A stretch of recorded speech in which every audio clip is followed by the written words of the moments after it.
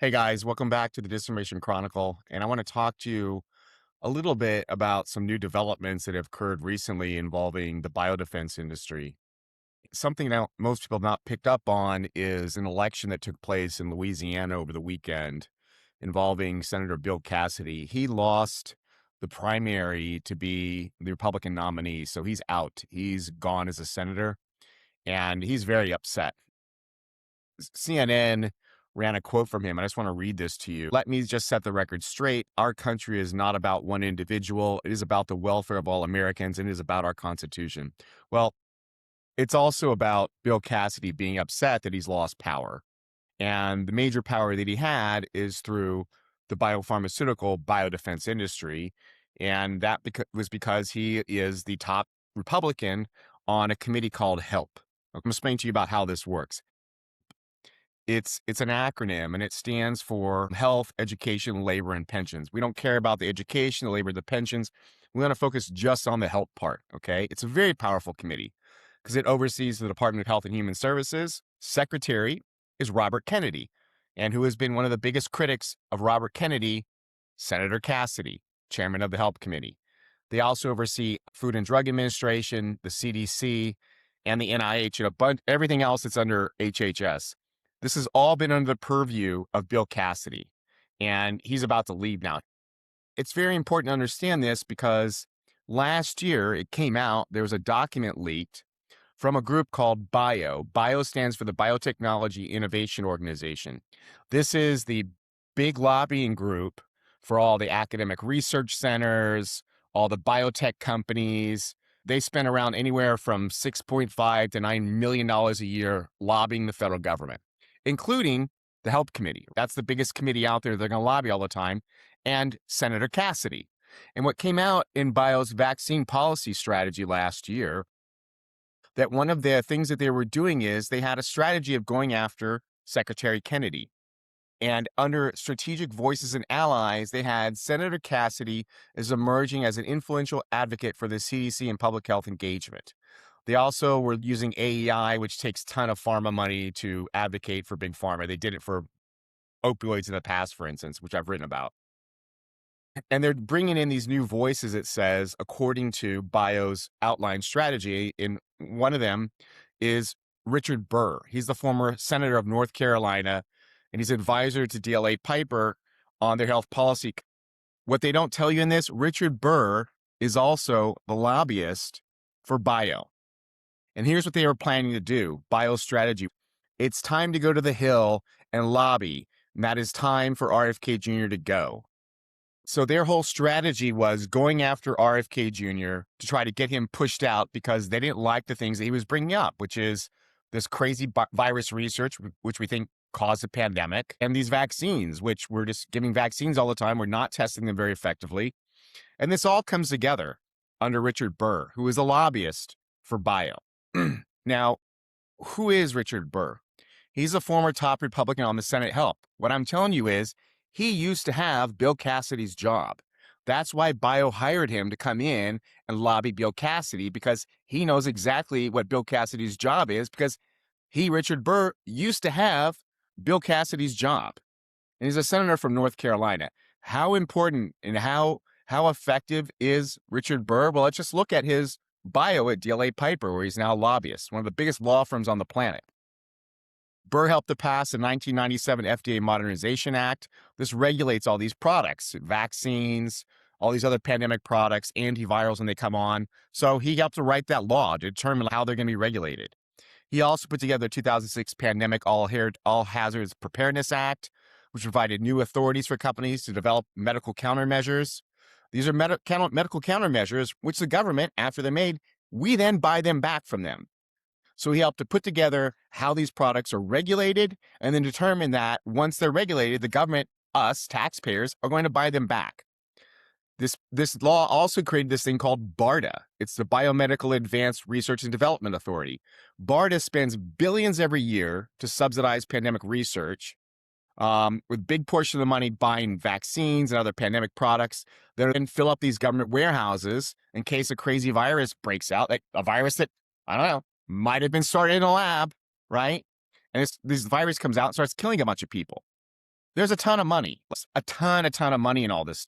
Well, let me just give you how much money is out there.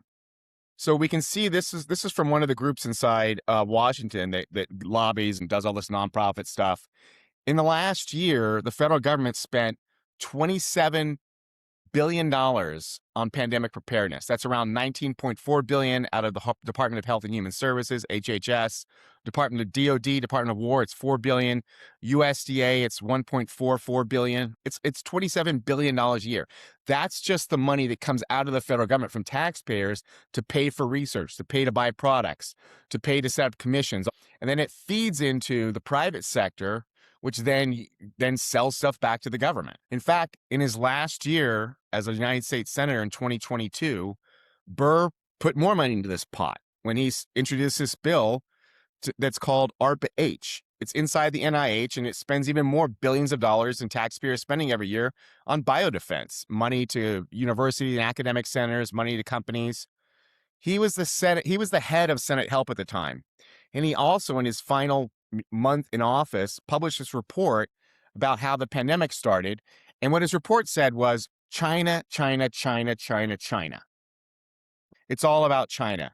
Nothing about the fact that the person who pioneered all this biodefense research with viruses to create these chimeric viruses, which looks like the one that was the COVID virus, it's a guy named Ralph Baric. Guess where he's at?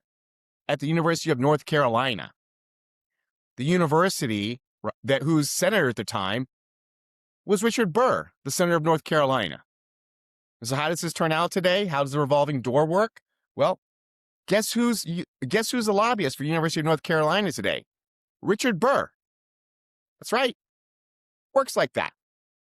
So he's the lobbyist today of, here's the other academic center he has: Duke University, Duke University Health System, Wake Forest University, the Association of American Universities. This is another one of these groups for all the big, massive universities that engage in all this, biomedical, biodefense research. And here's all his clients in the pharma, biotech, and biodefense sector. So you've got bio, which I already told you. You got Biogen, pharma. You've got Novartis AG, Regenix Bio, Advamed, Avalyn Pharma, Lazarus AI, and this thing called the Defense Security and Resilience Bank Development Group, which funds a lot of these groups when they don't have enough money. So that's how it works. You write the laws that create all this infrastructure that determine how something is regulated, and then make sure that the money goes out the door into the private sector.